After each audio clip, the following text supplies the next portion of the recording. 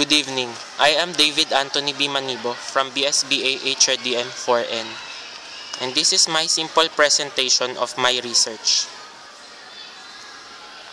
Risk management is definitely the riskiest, most complicated subject we've ever had.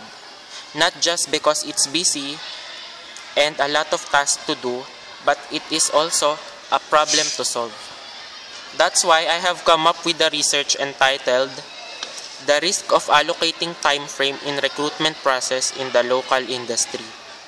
I chose this topic because recruitment is the first and the most crucial part of the human resource field, simply because it could make or break the company by wrongful hiring of applicants. That's why HR practitioners must allocate the recruitment process by the use of proper time frame. According to Oxford Dictionary, time frame is a period of time, especially a specified period in which something occurs or is planned to take place. In the HRDM, time frame is applied in the recruitment stage to maintain a fast, time-saving, and reliable result. In this research, I will find out what are the factors of time frame that causes trouble and risk in the recruitment process.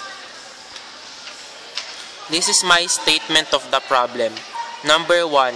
What are the demographic profiles of the respondents in terms of name, age, gender, educational background, and employment status? I conducted my survey at Commission on Audit, Human Resource Management Office. COA employees were the one who signed up to answer my survey. Their age were between 25 to 40 years old. They were mostly female with an educational background of college and bachelor degree holder and master's degree holders.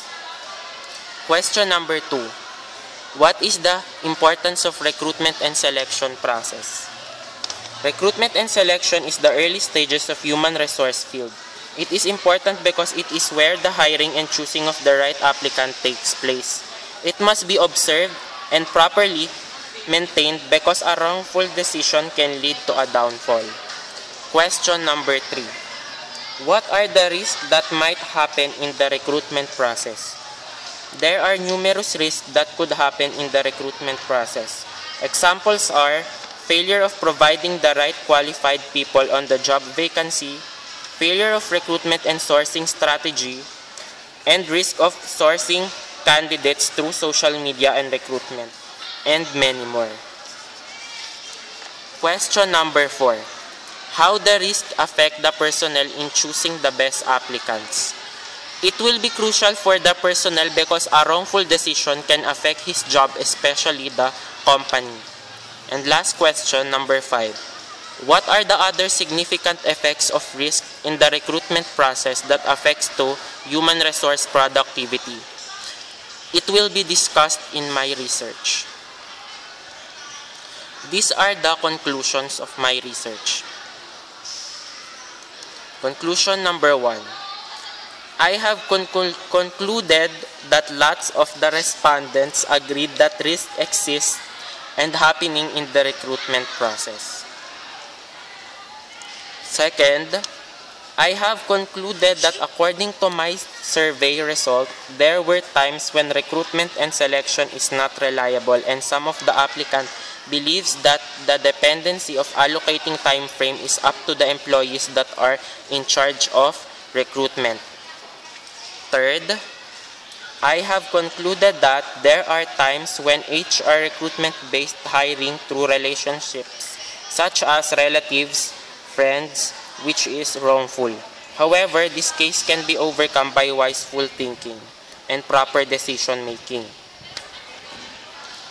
And last, I have concluded that hiring the wrong person is the most dangerous risk for the job, presents huge risk to productivity, quality, morale, and security, and can be extremely costly.